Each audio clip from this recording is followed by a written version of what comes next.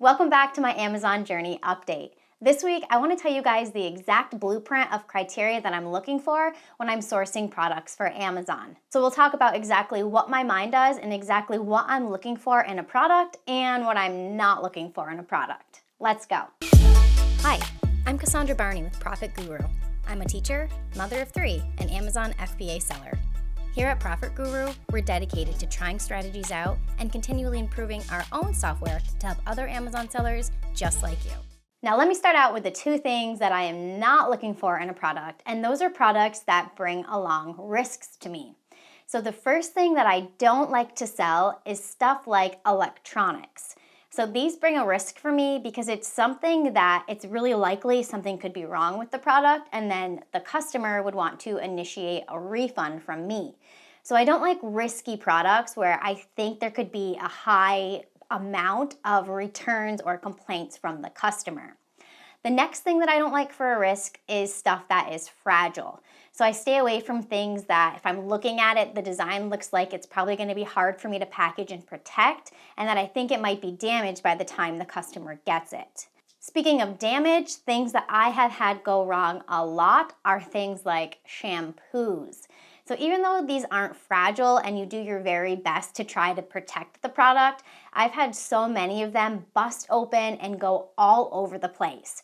So where I did like to sell a lot of shampoos, I'm kind of steering away from those a bit just because I've had so many returns issued with them.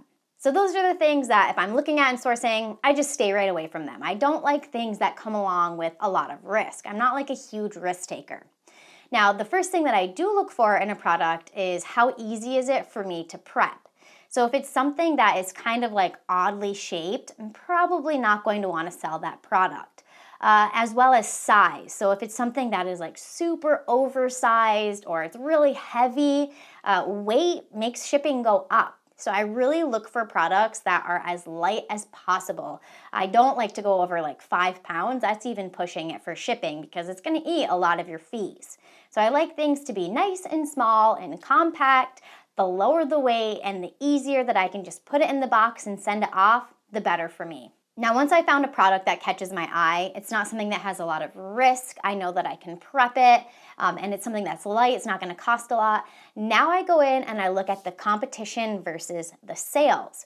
So I pull up graphs that show me how many estimated units are being sold each month, and I compare that to the number of sellers on the listing. So if this product is only selling maybe 15 units a month and there are 10 sellers that are competitive to the buy box where I would want to list it for, that's not going to do a lot for me in my business. I'm probably only going to get a couple of sales per month. So next I look at the supply and the demand. How much is selling versus how many people are selling the product. As far as competition goes, I also don't want to compete with Amazon. They make it virtually impossible to compete with.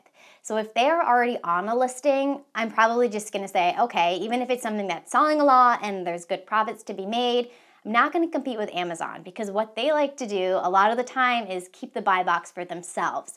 So they'll have it most of the time and only give it to other sellers a very small fraction of the time. So I already know that I'm not going to get a lot of sales on that listing.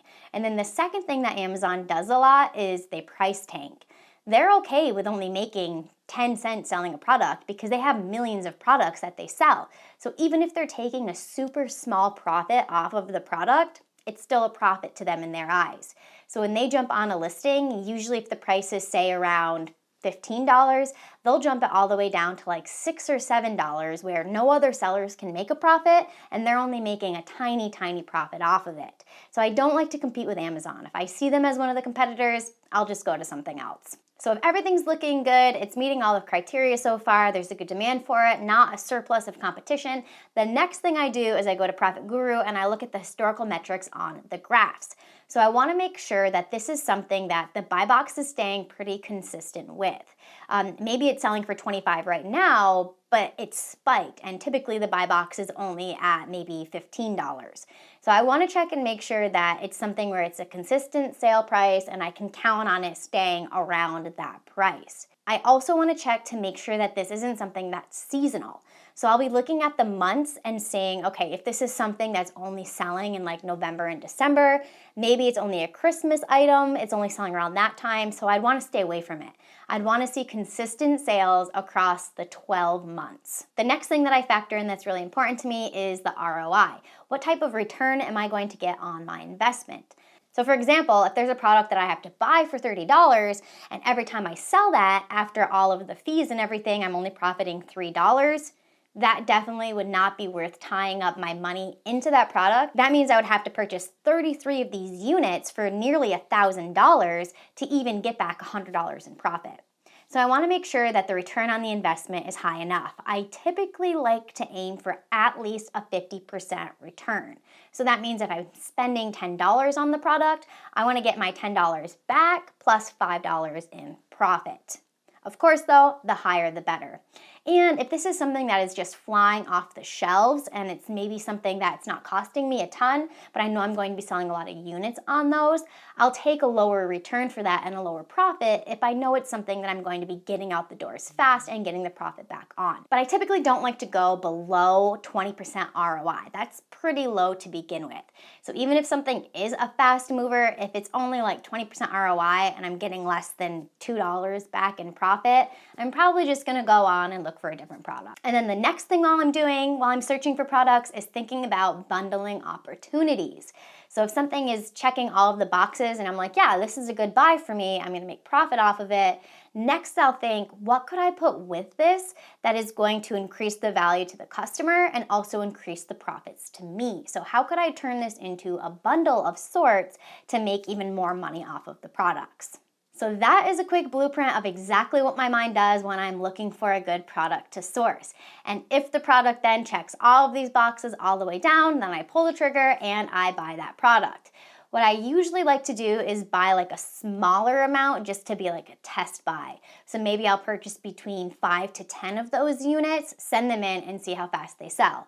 That will tell me if this was a good investment and then how much I should order next for the next month to have enough in stock. As far as categories are concerned, there's really 2 categories that I mainly stay in.